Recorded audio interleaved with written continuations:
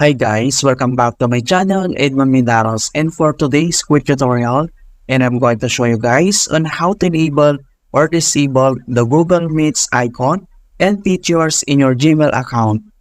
So Google Meet is a video conferencing service that enables you to join virtual meetings via audio, video, chat, and screen sharing, and different people have international dial-in numbers. Alright, so without further ado, and let's go ahead. So all you have to do is sign in to your Gmail account and then click mo lang itong Gmail. And then dito lang sa top right corner, and then i-click mo lang itong icon settings. And then next step ay dito lang sa apps in Gmail, i-click mo lang itong customize. So click lang natin yan. And then pop-up ito. Okay? So kung paano ba natin enable ang Google Meet, and then choose which apps to use in Gmail. And then next step, i-check mo lang itong Google Meet.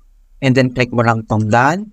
And then kailangan lang natin mag-reload. So i-click mo lang tong reload. And then wait natin.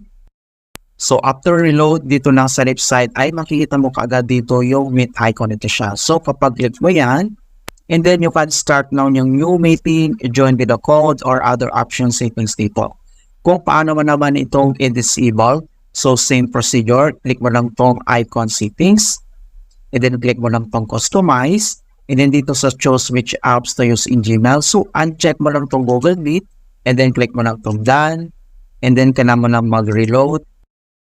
And then that's it po. So ganoon lang po kasimple kung paano natin enable or disable ang Google Meet tab in Gmail. Okay, so please don't forget to like this video and subscribe to my channel for more quality content. Thank you guys and see you in my next tutorial.